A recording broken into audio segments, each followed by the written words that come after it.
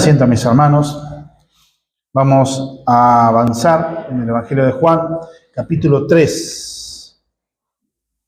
El Evangelio de Juan, capítulo 3. Muchas veces se escucha, de hecho yo tengo conversaciones, ¿no?, con hasta propios compañeros de trabajo y gente, que habla cuántas veces aquellos que son fanáticos del fútbol, ¿no?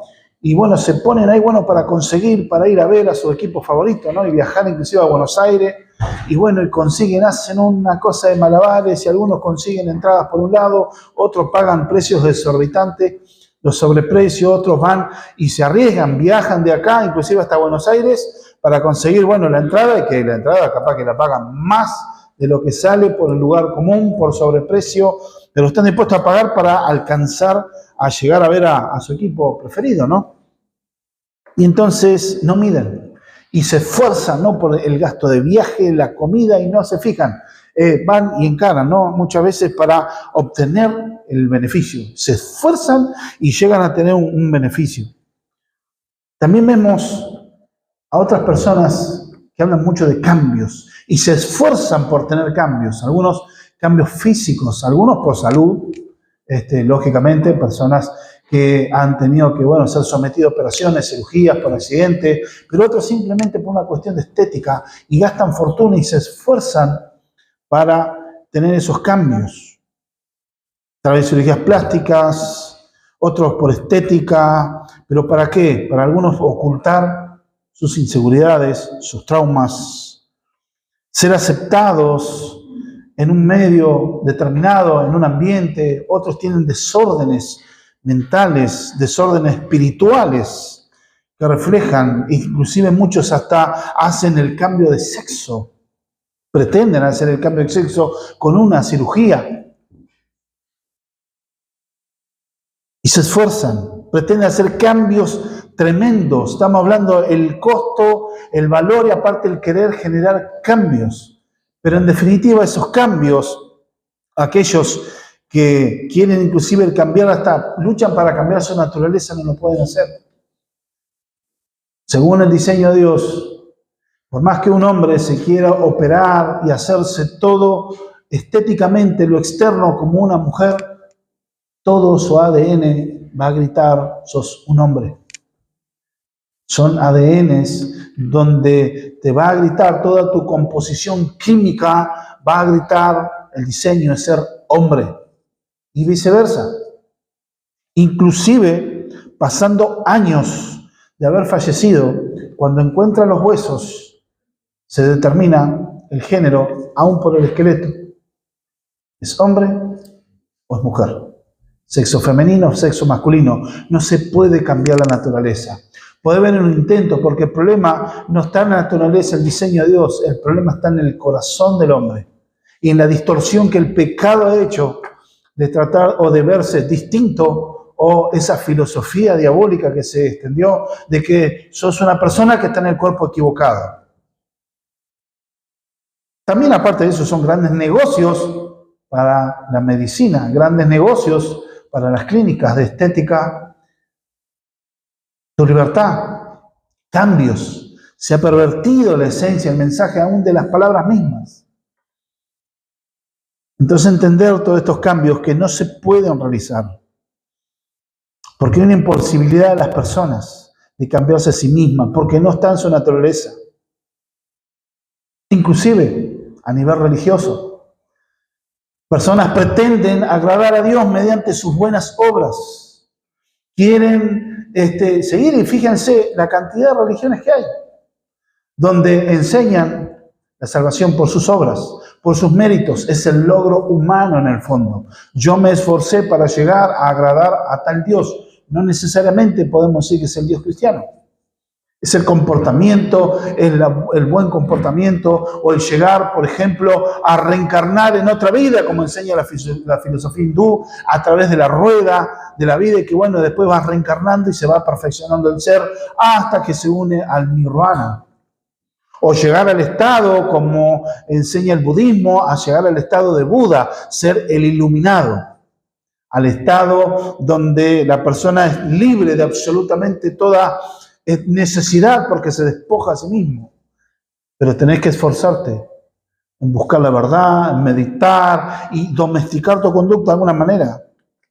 Monjes se ha visto sacrificando su vida, encerrándose en monasterios, o monjas en conventos, queriendo domesticar el pecado y queriendo, estar encerrado, y piensa que con eso, no voy a ver nada, voy a tener comunión con Dios, pero en realidad todo eso es un cambio de conducta. No es lo que Dios reflejó en su evangelio, porque aún desde el antiguo pacto, Dios marca algo. Cuando marcaba sus leyes era buscar y guiar a Cristo. Y cuánto más marca Deuteronomio, les decía, ustedes van a entrar a la tierra prometida, pero ustedes no van a obedecer a Dios, van a desobedecer. Ya Moisés conocía la naturaleza de su pueblo, porque el mensaje del Antiguo Testamento es que se necesita un cambio de corazón. Y que el corazón no está hablando tan solo del órgano que bombea sangre en el cuerpo, sino está hablando en el corazón, se entiende bíblicamente, donde se asienta la voluntad y las emociones del ser humano. Pero esa voluntad necesita ser transformada, no domesticada. Porque si no, ¿qué pasa? Se domestica la conducta o la pecaminosidad por un tiempo, pero solo es un maquillaje estético. Porque después de determinadas presiones, vuelve a saltar la naturaleza. Se muestra quién realmente es uno. Por eso hay muchas personas, y vemos historias de muchos religiosos que terminaban amargados, algunos terminaban abandonando. Ves personas amargadas. ¿Por qué? Porque no tienen el control. Viven frustrados. Porque tienen eso. Martín Lutero padecía esto. Martín Lutero veía que no llegaba a la meta que tenía, al espejo que quería mudarse a Cristo, no llegaba, y una persona que vivía frustrado, una persona que vivía con angustia en el corazón, con tristeza por no llegar a la meta. Otros se cierran y están amargados. Entonces se destruye algo, porque es el cambio interior que Dios tiene que hacer, porque se puede domesticar, pero la culpa sigue ahí. Pecaste, pero donde no hay satisfacción delante de Dios, no hay perdón. Y donde no hay perdón, ¿qué queda? La culpa o queda la condena. Y eso tortura el alma, tortura el corazón y en el tiempo trae destrucción al alma. Uno se hunde en un pozo de desesperación, muchos caen en depresión. Son presas de depresión, ataques de pánico, presos de la ansiedad.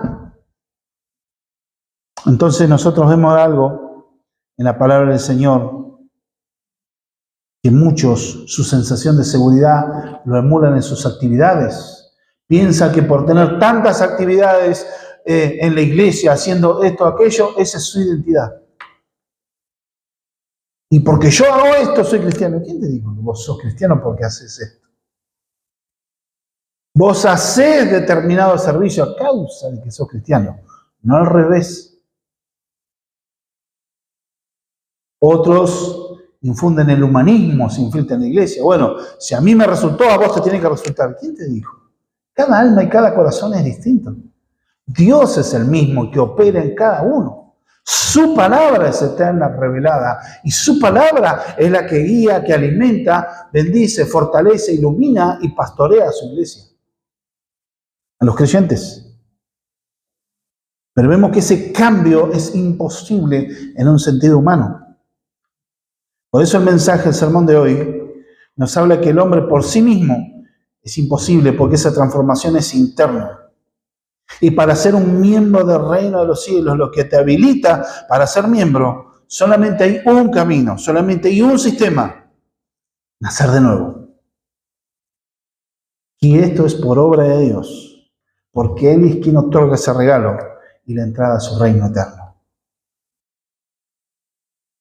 Dice la Escritura, vamos a leer el contexto, pero no voy a dar todos los versículos. Verso 1 en adelante, dice así la palabra del Señor. Había un hombre de los fariseos que se llamaba Nicodemo, un principal entre los judíos. Este vino a Jesús de noche y le dijo: Rabí, sabemos que has venido de Dios como maestro, porque nadie puede hacer estas señales que tú haces si no está Dios con él. Respondió Jesús y le dijo: de cierto te digo que el que no naciere de nuevo no puede ver el reino de Dios. Nicodemo le dijo: ¿cómo puede un hombre nacer siendo viejo? ¿Puede acaso entrar por segunda vez en el vientre de su madre y nacer? Respondió Jesús, de cierto te digo, que el que no naciere del agua y del Espíritu no puede entrar en el reino de Dios. Lo que es nacido de la carne, carne es, y lo que es nacido del Espíritu, Espíritu es. No te maravilles de que te dije, os es necesario nacer de nuevo. El viento sopla de donde quiere y oye su sonido, mas ni sabes de dónde viene ni a dónde va. Así es todo aquel que es nacido del Espíritu. Respondió Nicodemo y le dijo, ¿cómo puede hacerse esto? Respondió Jesús y le dijo, ¿eres tú maestro en Israel y no sabes de esto?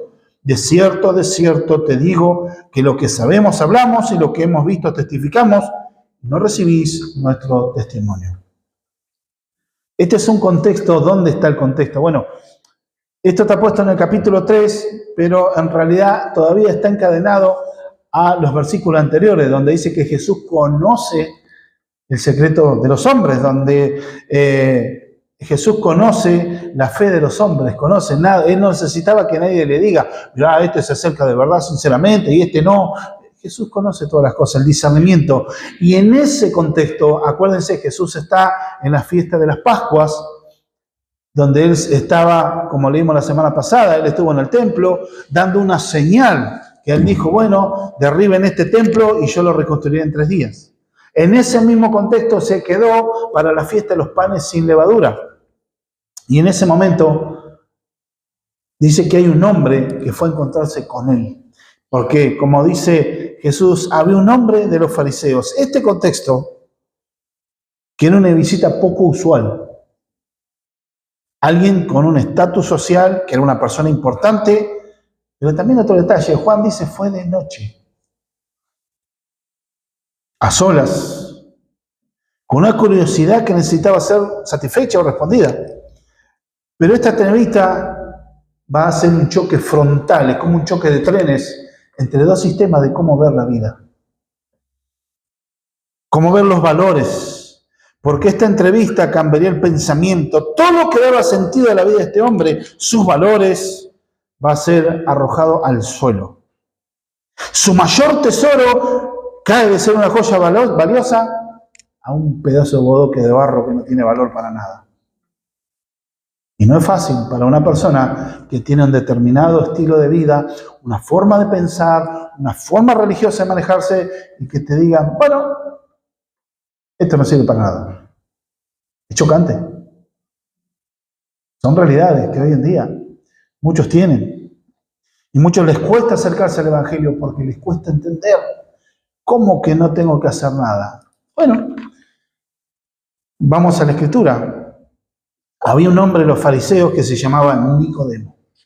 Nicodemo es un nombre griego que era muy común en aquella época, que aunque era judío, era israelita de nacimiento, debido al imperio griego de los Ptolomeos, o los Seleucidas también estuvieron gobernando en aquel lugar. La parte de la cultura helenística había tomado eso por el 160 antes de Cristo más o menos. Entonces, en esa época, bueno, se incorporaron nombres griegos a los israelitas. Y este hombre era un hombre que tenía un estatus social. En Jerusalén, es un hombre notorio, y en Jerusalén, la fiesta de las Pascuas. Y como Jesús conoce las intenciones, empieza a tener una charla en este hombre, pero un hombre que viene distinto. Dice que era de los fariseos. Este hombre tenía fama, este hombre tenía prestigio, tenía seguidores, gozaba de admiración. Era una persona, por decir así, del jet set. ¿Cuál es el pensamiento popular que muchos tenían sobre los fariseos? Los fariseos eran hombres dedicados a la Escritura. De hecho, el origen de ellos posiblemente fue en esta etapa del gobierno de Antíoco Epífanes, uno de los gobernantes seleucidas que se llamaba, que es un desprendimiento de lo que fue uno de los reinos de Alejandro Magno. Cuando muere se divide el reino en cuatro partes, y Antíoco Epífanes era de los seleucidas, descendiente de Seleuco, uno de los líderes que se desprendió para gobernar una parte del reino de Alejandro el Grande. ¿Y qué pasa? En aquel momento, este hombre, Antíoco Epífanes, era un terrible gobernante, cruel, un loco total.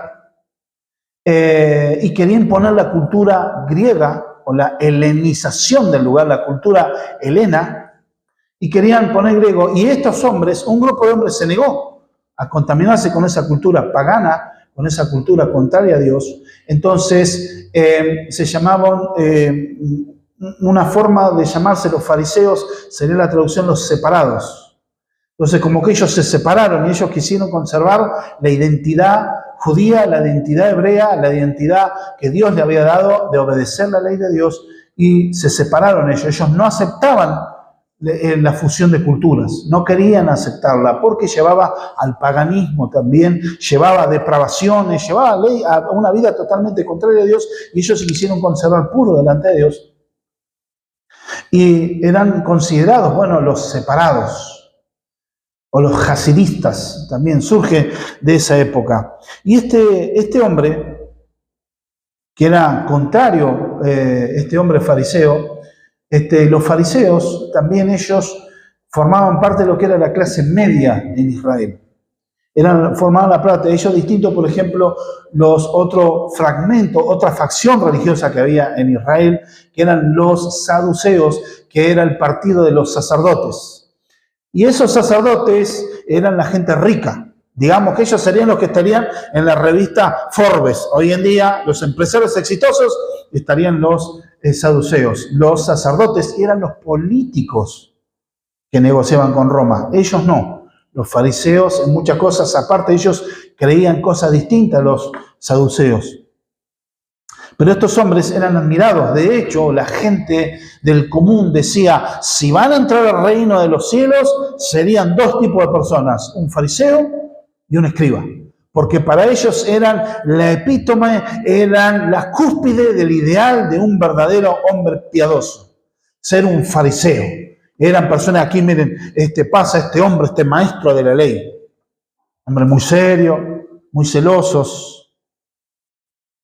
Esta gente, según Flavio Josefo, un historiador judío y sacerdote también de aquella época, del siglo I, más o menos para la época del rey Herodes el Grande, había unos 6.000 fariseos en todo Israel. O sea, no eran muchos, no era una gran multitud, eran 6.000, pero tenían una gran influencia, un gran mover en sus opiniones, eran personas consultadas, pero irónicamente, ellos en su celo llegaron a despreciar y a menospreciar a otras personas que no confiaban y no eran como ellos.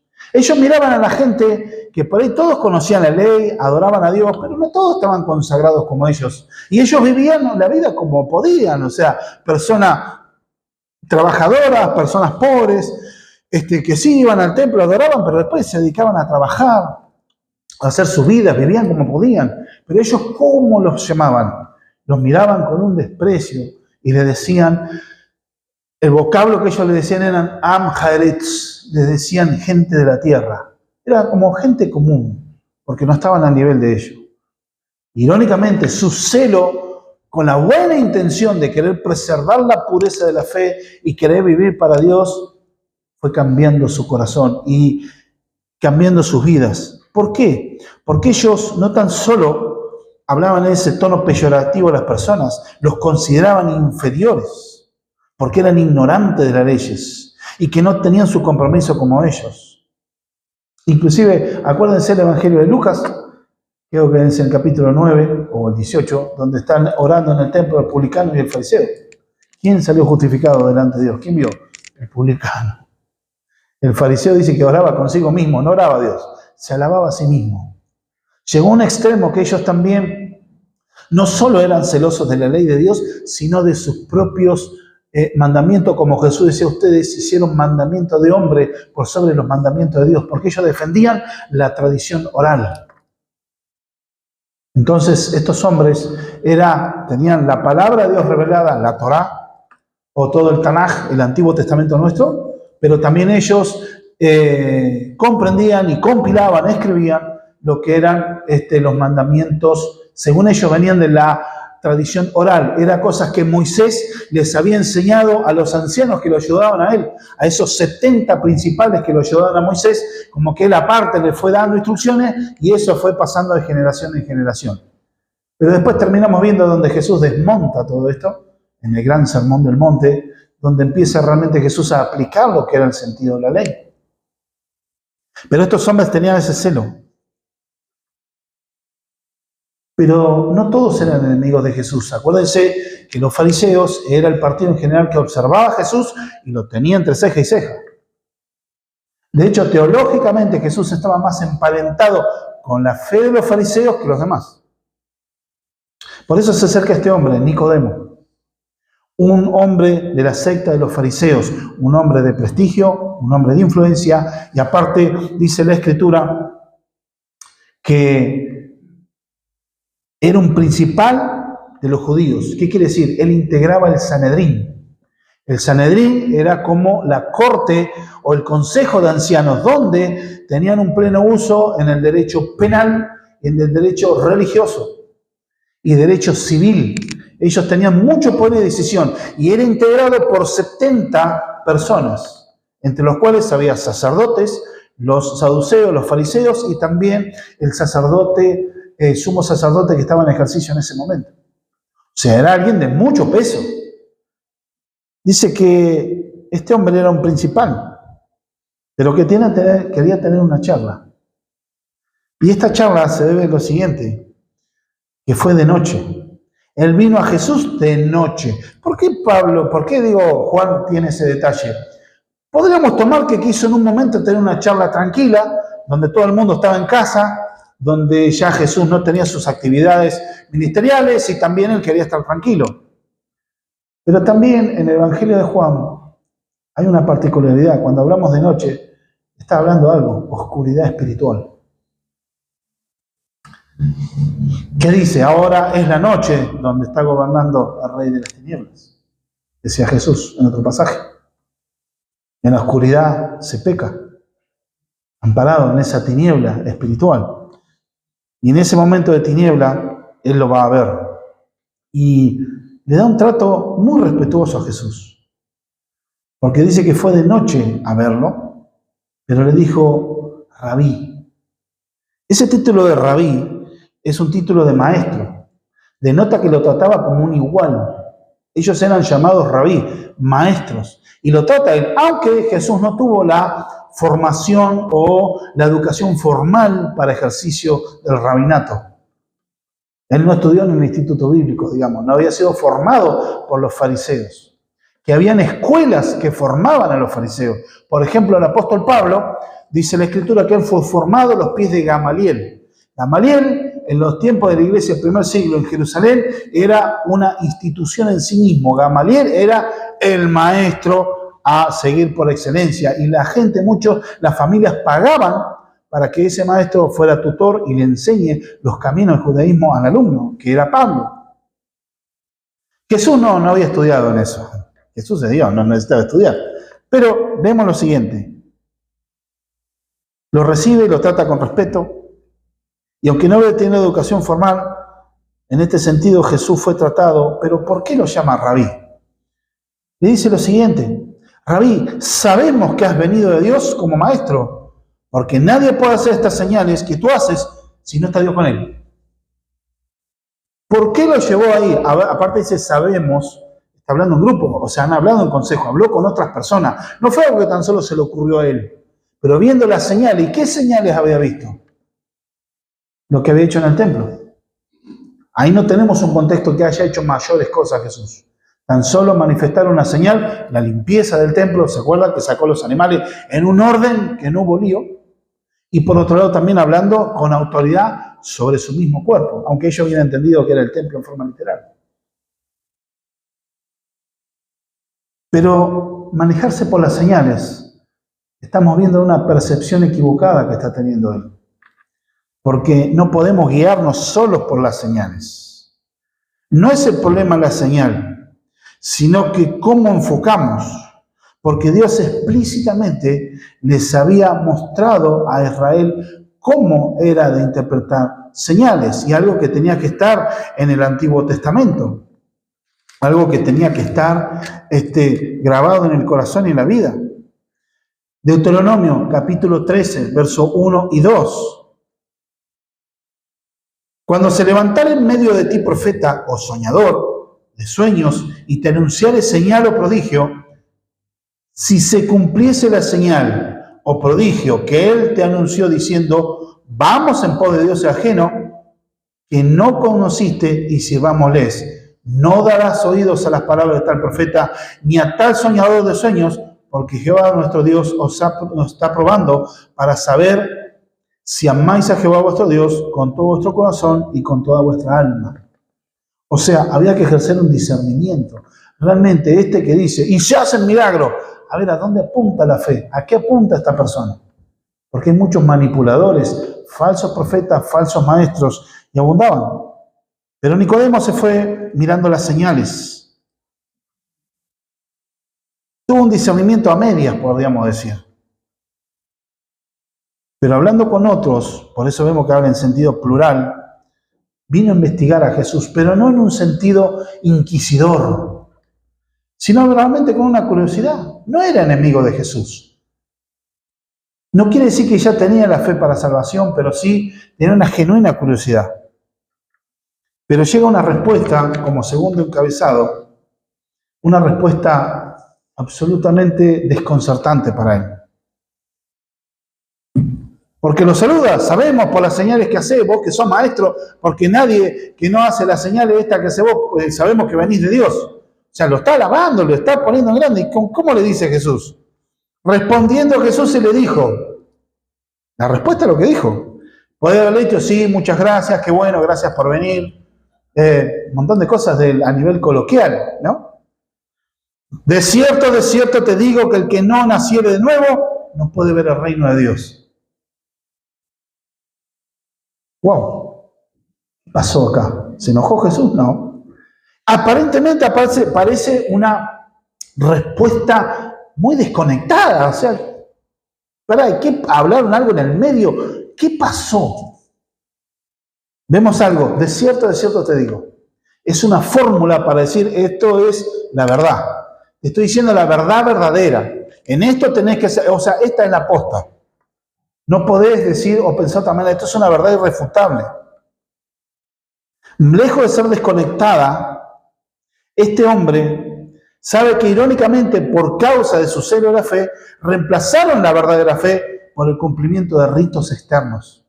Su religiosidad se volvió una religiosidad fría, ritualista, externa. Cómo ellos consideraban la salvación, ellos se volvieron legalistas, porque observaban todo y cómo observar la ley de Dios, pero en una fe externa, pero muerta. Porque no hay corazones transformados, tan solo la observación de una conducta. Por eso, al empezar Jesucristo, de cierto os digo, porque está diciendo que esto que Jesús le va a decir posteriormente es de vital importancia. Es un requisito indispensable. Es decir, presta atención a lo que te digo. Y esta es una acentuación, una verdad indiscutible. El que no naciere de nuevo. Esto lo presenta el Señor como un requisito para ver el reino de Dios. Es un requisito. Y el término más correcto sería debería ser ¿qué cosa? Ser engendrado de Dios. Porque el ser engendrado emula ¿qué cosa? Que hubo un padre que causó el nacimiento. Ser engendrado de Dios, espiritualmente, ¿no? Entonces vemos acá que este maestro que está interesado en hablar con Jesús fue con las señales, pero Nicodemo tenía una fe superficial. Directamente Jesús fue al meollo de la cuestión, porque esta no explica su origen, sino la verdad del reino. Este reino es el que inauguró Jesús, el reino. Podemos decir, sí, está todo dentro del reino de Dios, o sea, su creación, las criaturas, los seres humanos, animales, todo el universo está bajo el reino, bajo el gobierno de Dios. Pero ¿a qué se refiere? ¿Qué reino? Está hablando del reino de la salvación, el reino que inauguró Cristo. Por eso Colosenses 1:13 dice que nosotros fuimos trasladados de las tinieblas al reino de su amado Hijo. Es el reino de los que son salvados, los que tienen salvación y vida eterna, la comunidad de creyentes rescatada a través del Evangelio. Este reino de salvación que fue inaugurado por Cristo y será consumado en su segunda venida, En ese reino de la esperanza que estaban hablando Jesús. Una esperanza que también lo tenían los fariseos. Ahora tenía que dejarse las cosas en claro. Esta declaración fue como un misil directo a la línea de flotación del pensamiento religioso de Nicodemo. Pues directamente, cuando hablamos en línea de flotación, quiere decir que los barcos tienen un nivel donde pueden estar, bueno, le pega el misil por debajo y entra el agua y se hunde. Directamente esto es como que Jesús le pateó el tablero. No entendía nada. Un hombre que venía seguro de sí mismo, de cómo practicaba su fe, cómo practicaba su religiosidad, cómo era visto, admirado, teniendo en cuenta su conocimiento de la ley de Dios, cómo observaba la ley de Dios, y ahora le viene a decir de nacer de nuevo. Pero ¿cómo nacer de nuevo? Porque ellos, inclusive, ¿qué es lo que decían los judíos? Que todo judío, salvo que cometa apostasía, o sea, que abandone, que rechace la fe, todo israelita, todo judío va a ser salvo. ¿Por qué? Porque todos somos, ellos decían étnicamente, somos hijos de Abraham. Entonces tenemos la promesa de salvación por ser descendientes de Abraham. Y practicamos los varones la circuncisión. Entonces tenemos la señal de pacto, la salvación está segura, no importa lo que pase. Y Cristo le está diciendo, no. Esto descoloca al profesional de la religión. A menos que el que no naciera de nuevo, o sea, a menos que nazca de nuevo. Esto humilla a Nicodemo. Y todo su sistema de fe, todo su sistema de valores, lo que él considera importante, lo que considera de vital importancia, lo que es de valor.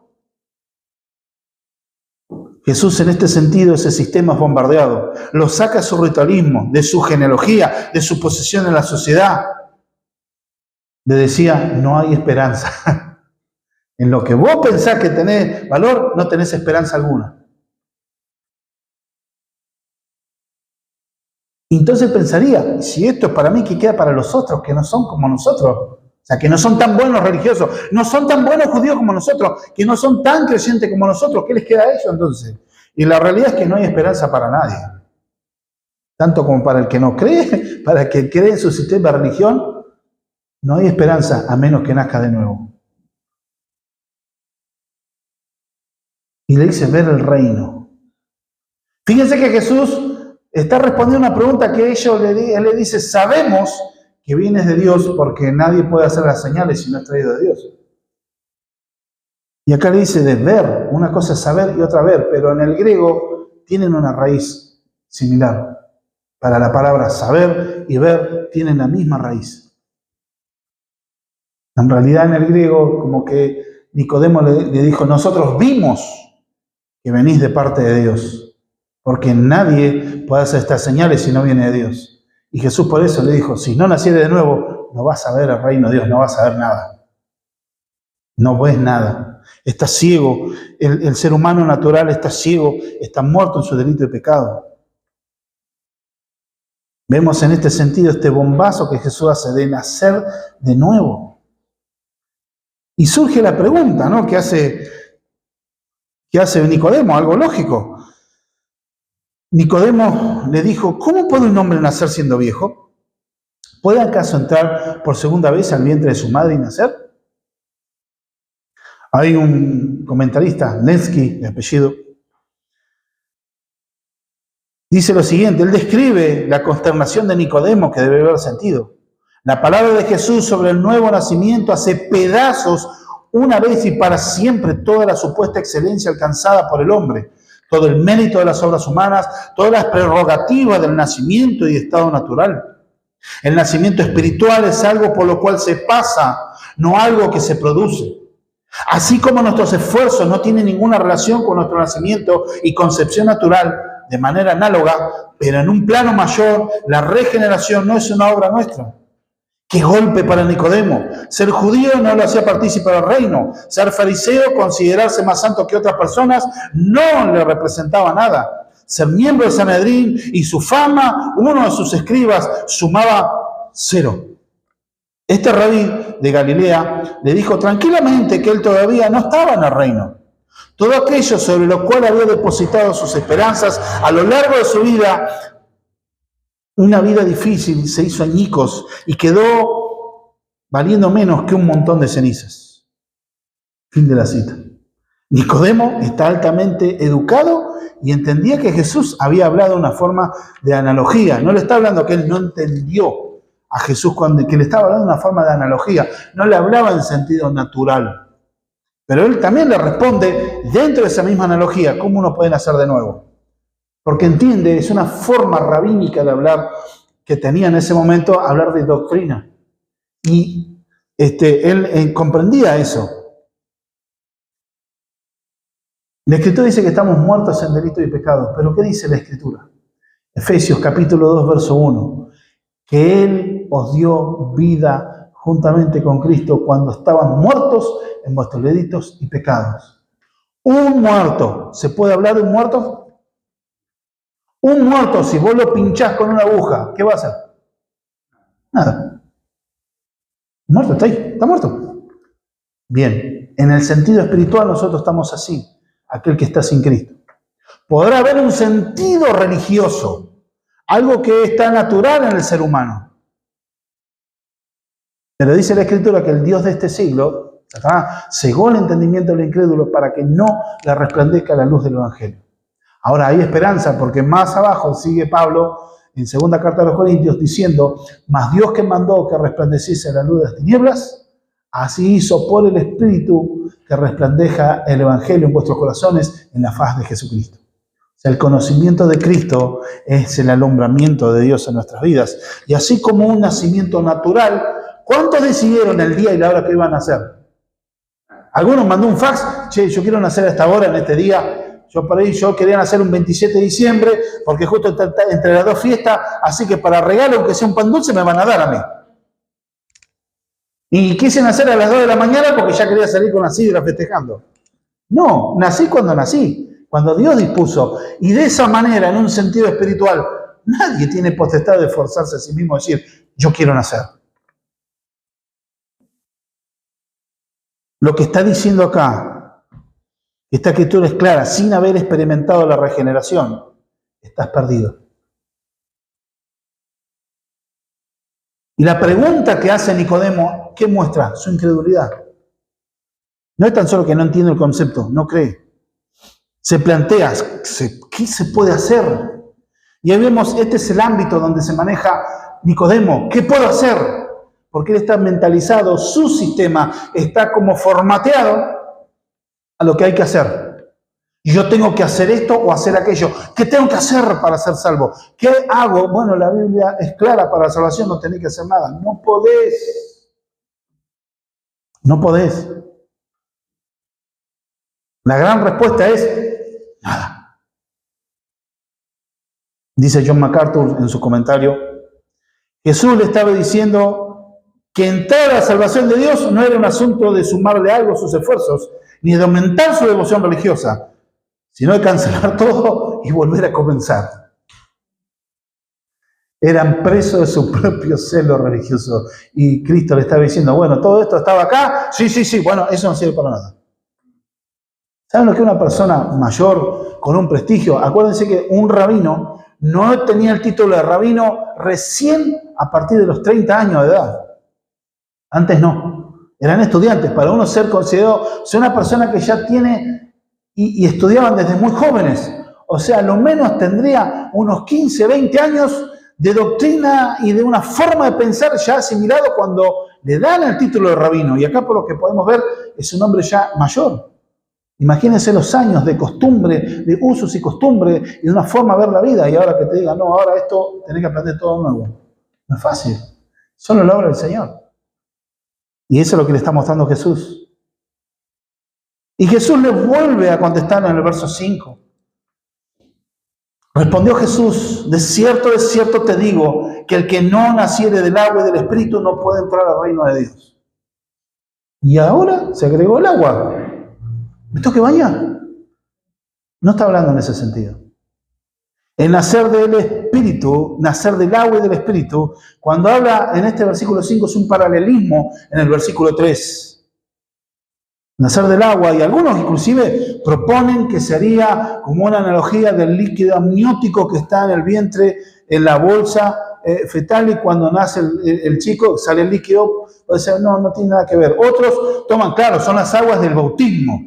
Entonces, claro, yo me tengo que bautizar y ahí nazco. No, tampoco, porque si fuera eso, Jesús lo pondría como requisito el bautismo. Y de hecho, Jesús no bautizó a nadie. ¿Por qué? Nicodemo podrían hablarle, bueno, el bautismo de Juan, el bautismo cristiano, pero el bautismo cristiano todavía no existía. Jesús da la orden a sus discípulos de predicar el evangelio y bautizarlos en el nombre del Padre, del Hijo y del Espíritu Santo cuando Jesús ascendía al cielo. Fue en el último momento que les dio como señal de obediencia, pero no fruto para ser salvo, el bautismo. El bautismo es una señal externa de lo que Dios ya hizo en tu interior y en tu corazón. No es algo para afirmar la salvación o para producir salvación. Porque si fuera por obras, ya no sería gracia. Ya sería algo que a Dios le debe. Me tiene que dar y recompensar por lo que yo hice. Y nada. Por eso entendemos bíblicamente que el bautismo infantil no tiene sentido. Nosotros creemos, como la Escritura nos enseña, en el credo bautismo. Si una persona cree y después se bautiza, la Biblia dice, el que creyere y fuere bautizado será salvo. Mas el que no creyere ya ha sido condenado. O sea, el creer y el bautizarse es fruto de haber creído. No un equivalente. Entendemos acá que viene lo del agua. Tiene que ver a un líquido que simboliza para una limpieza ceremonial. Simboliza la limpieza, y de hecho en el Antiguo Testamento habla sobre el agua. En muchos hay rituales de limpieza, pero sería algo que ya a Nicodemo le sonaría familiar, el estar limpio, la limpieza, y es algo que en el Antiguo Testamento sí se ve claramente. Acompáñame al profeta Ezequiel. En el libro de Ezequiel, capítulo 36.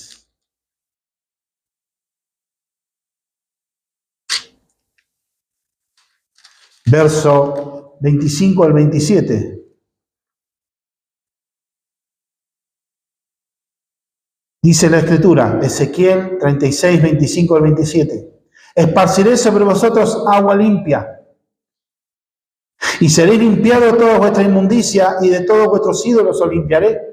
Os daré corazón nuevo, y pondré espíritu nuevo dentro de vosotros, y quitaré de vuestra carne el corazón de piedra, y os daré un corazón de carne, y pondré dentro de vosotros mi espíritu, y haré que andéis en mis estatutos, y guardéis mis preceptos, y os los pongáis por obra.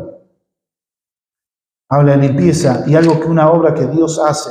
Porque dice acá que Dios quita el corazón de piedra, un corazón, inclusive cuando en el contexto habla del corazón de piedra, esa piedra no era una piedra porosa que podía absorber, es como el mármol, que ni el agua le pasa. Es totalmente hermético, es un corazón duro para con Dios, que no obedece genuinamente a Dios, sino que Dios mismo es el que produce ese cambio de corazón, ese cambio de poner un corazón de carne, o sea, un corazón dócil para hacer su voluntad, para estar en su presencia, para obedecer, para agradarle. Toda virtud cristiana es fruto de la obra del Espíritu que hace en la vida. Nosotros vemos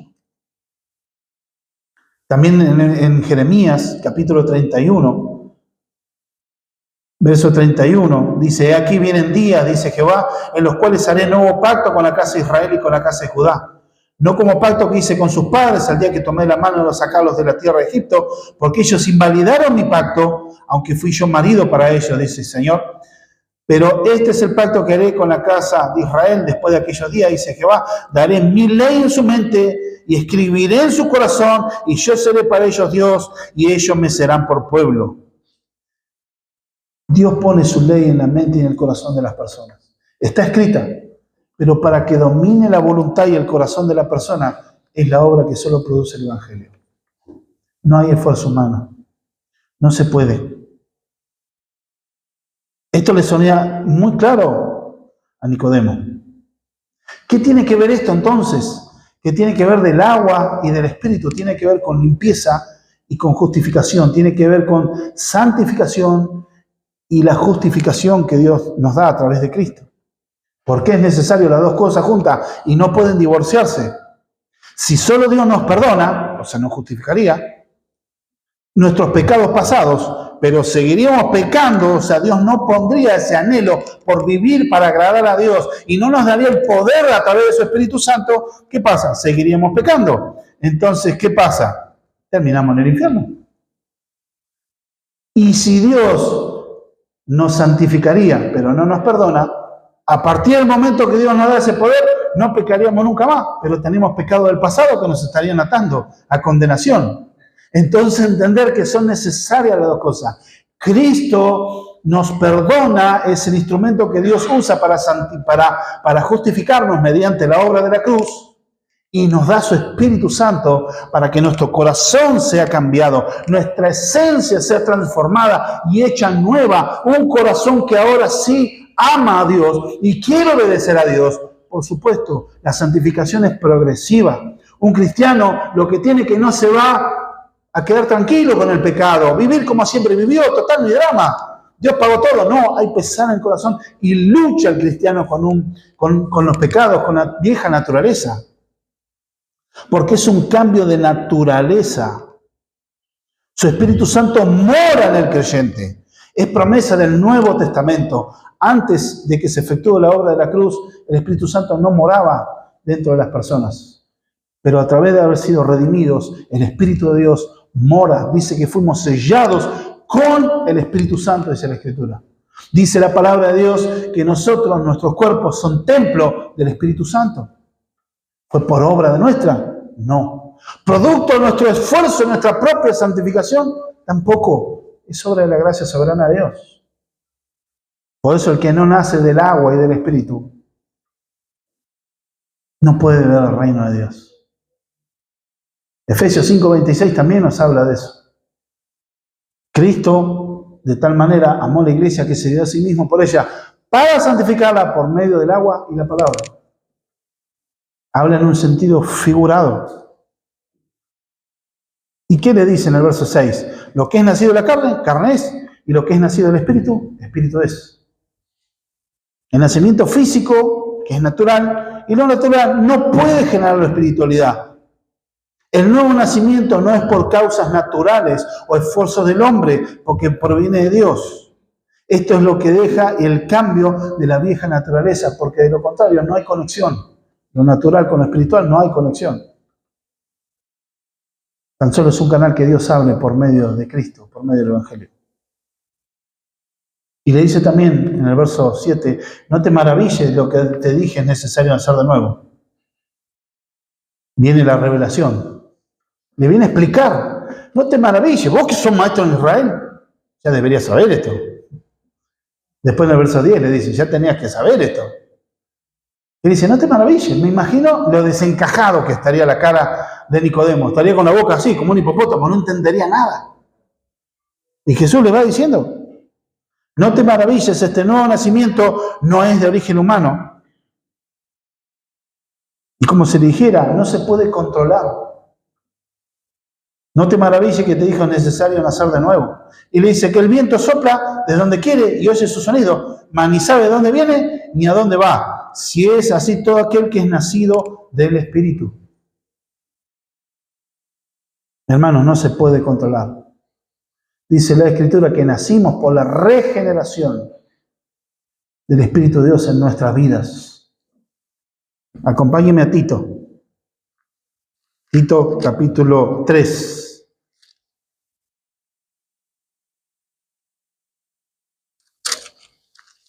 Verso 5.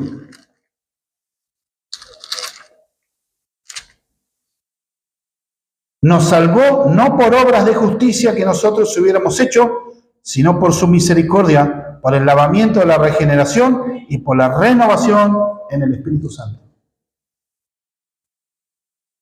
Esta analogía del viento que Jesús muestra, porque no se controla. Se puede saber su dirección, pero no su origen exacto ni su destino.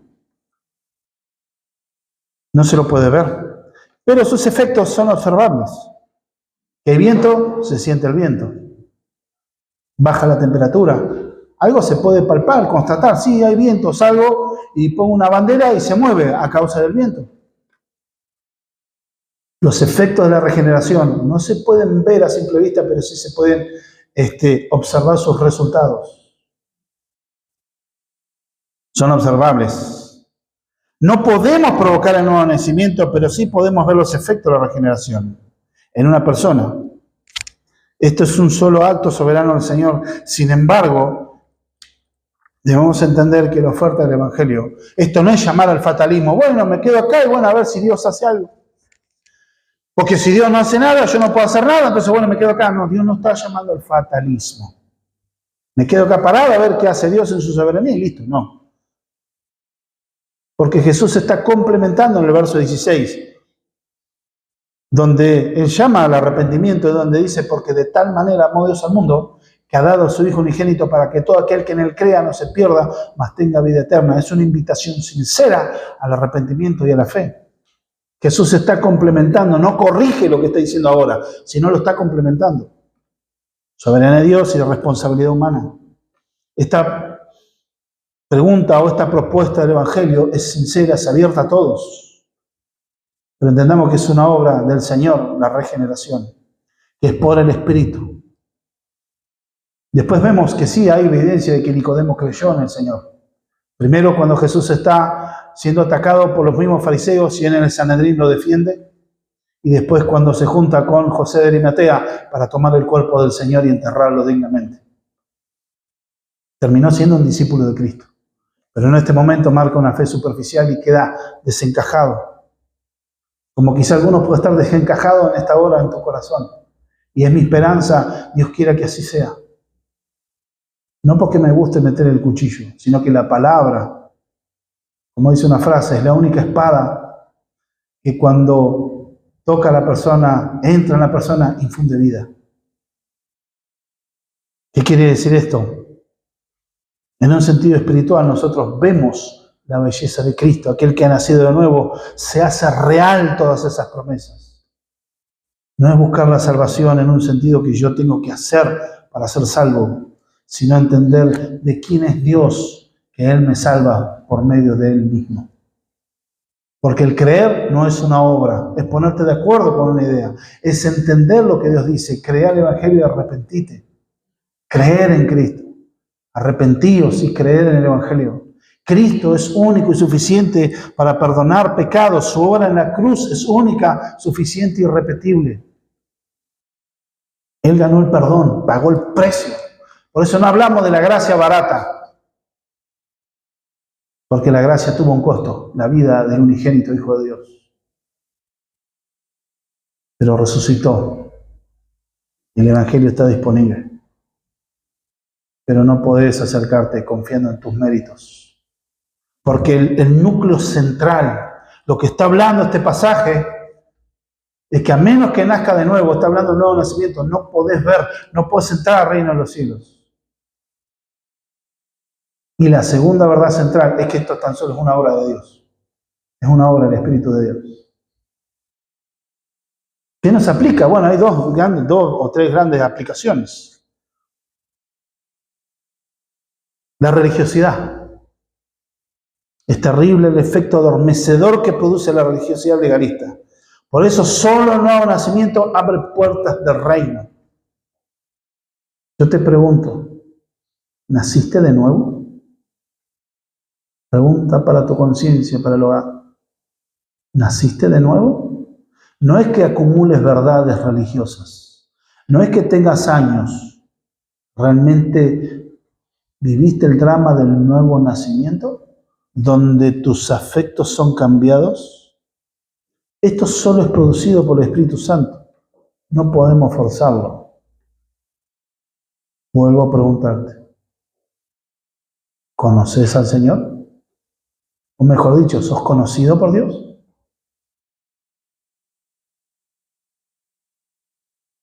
Algunos confunden años de estar en una congregación, inclusive con pertenecer a un ministerio, como evidencia de salvación.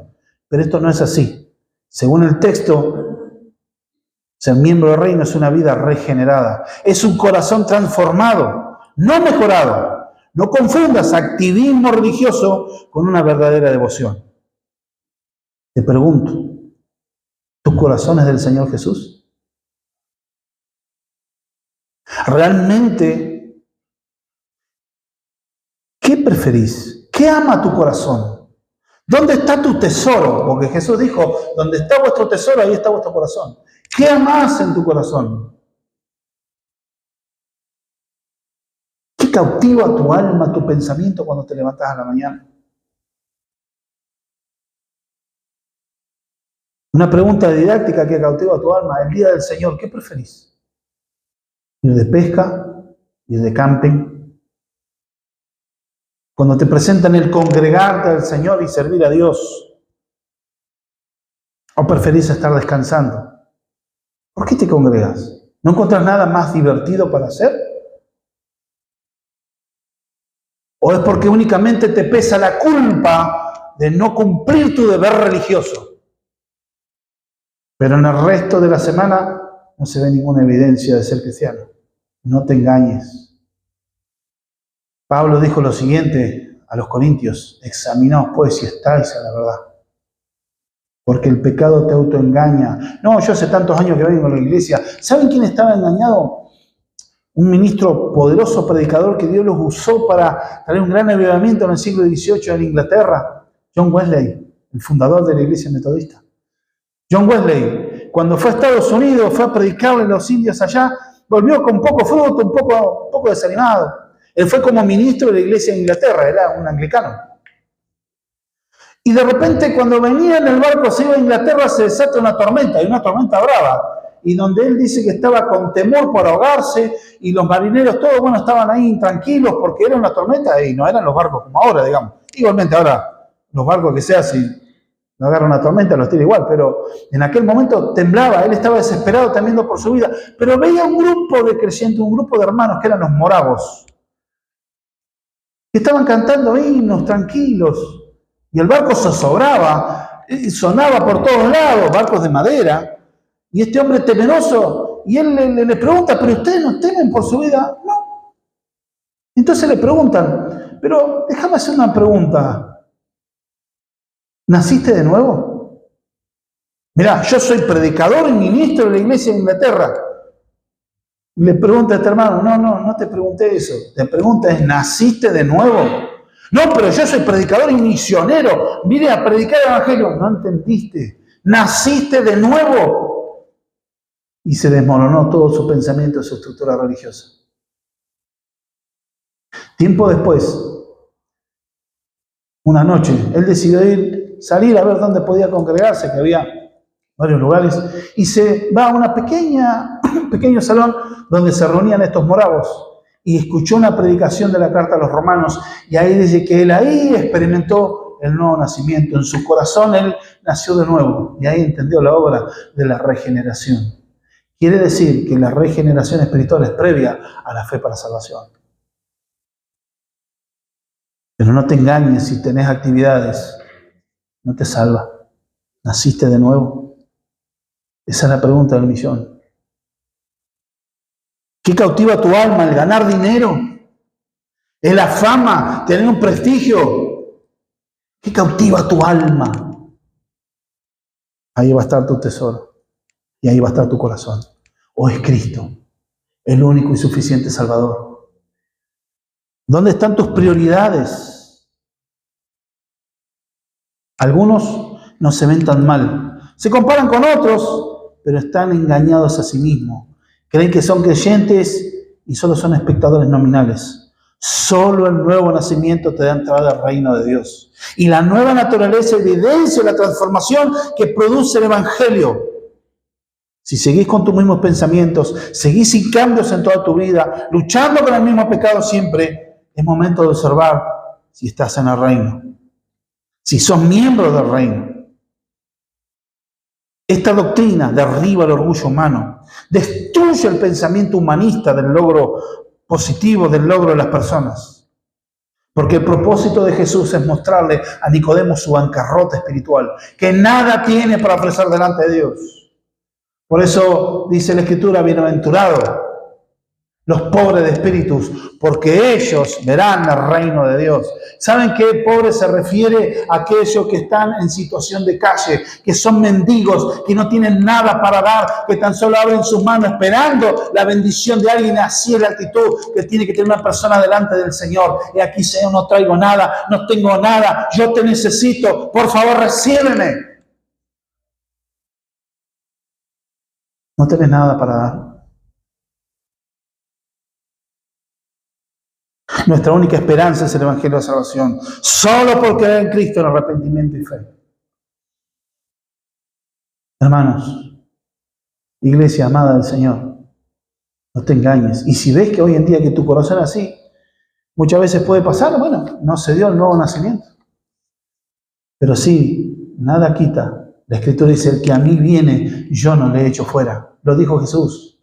El que viene a mí, yo no le echo fuera. Salmo 51, el corazón contrito y humillado, no despreciarías tú, oh Dios. Hoy es el día que te puedes arrepentir y creer, Señor, producí en mí ese nuevo nacimiento, quitá en mí el pecado y quiero que vos me hagas nacer de nuevo. Quizás estás aletargado. ¿Qué importa más en tu corazón? No, hoy es el día del Señor, pero viene el tío Cachilo. Menos mal que no está Cachilo Ledesma. Viene el tío Cachilo, bueno, vamos a hacer un asado, total, Dios sabe, Dios conoce. Y el otro domingo, bueno, viene la tía Porota, entonces, vamos a atenderlo, hermano. Y el Señor, ¿qué testimonio damos en nuestro corazón? ¿Dios está en primer lugar o está el mundo? Sus atracciones, sus luces, que terminan siendo nada. ¿Dónde está tu corazón? Ahí tenés una pista. ¿Qué gobierna tu mente y tu corazón? Por ahí algunos pueden estar adormecidos, pero hoy es el día que Dios puede renovar tu vida. Porque si Cristo mora en tu vida, el Espíritu Santo llena tu corazón y llena tu alma y vas a vivir en el poder de su gracia. Pero el perdón se recibe por la fe. Una persona es regenerada y restaurada por el poder de Dios. No hay otro, hermanos.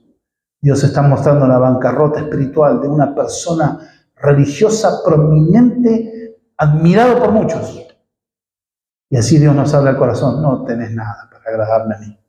¿Sabes por qué Dios decidió salvar? Como dice Efesios, el puro afecto de su voluntad nos hizo aceptos en el amado, para alabanza de la gloria, de su gracia, su regalo y favor inmerecido que nos ha dado. No importa si estás luchado, estás con tormenta, estás con lucha, has sido favorecido con la gracia del Señor, que tiene un peso eterno. Como dijo Pablo, esta breve tribulación momentánea no tiene comparación con la gloria venidera. Hermanos, glorifiquemos a Dios y que el Evangelio sea obrando en nuestros corazones. Oramos. Señor amado, te bendecimos, te honramos. Gracias por esta palabra. Señor, oramos para que tú bendigas a tu iglesia. Levanta a aquel que está caído en la fe. Aquel quizá está que está adormecido, distraído, vuelve a renovar su corazón y transformar su vida. Señor amado, en el nombre de Jesús, porque muchas veces puede pasar que una persona ha sido regenerada, pero es un insubordinado. Cada pecado es una insubordinación, Señor, delante tuyo. Cada pecado es una rebelión cósmica, porque muestro que mi voluntad está por sobre la voluntad de nuestro Creador y nuestro Salvador. Pero en esta hora oramos para que tú bendigas, Señor, aquel que está distraído, que está adormecido, despierta su vida. Levántalo en el nombre de Jesús. Y oramos a aquel, Señor Dios mío, Padre, que necesita nacer de nuevo, que tú lo conoces. Oramos para que tú obres y traigas, Señor, su corazón a fe para salvación, Señor. Señor, que pueda creer en Cristo, que hoy pueda creer en Cristo como único y suficiente Salvador, ya que Él fue a la cruz, murió, estuvo enterrado 3 días, pero el tercer día resucitó con poder. Bendito Dios, que tu nombre sea glorificado en su vida, trayendo salvación y vida eterna, esa vida espiritual que necesita, Señor, cada persona para ser miembro de tu reino. Gracias porque no depende de nosotros, sino de ti, Señor. Gracias porque, Señor, tu protección está a cargo tuyo de tu iglesia. Porque tu palabra nos dice que tú, como nuestro gran sumo sacerdote, estás intercediendo delante del trono del Padre por nosotros día y noche. Por eso, Señor, nuestra salvación está basada en el poder de una vida indestructible. Gracias te damos por el cuidado que tú haces a cada uno de tus hijos. Oramos por salvación y vida eterna a aquel que lo necesita. Padre, todo se nos ponemos en tus manos. Bendice a mis hermanos en esta semana. Sea tu gracia sobre ellos en el nombre de Jesús. Amén.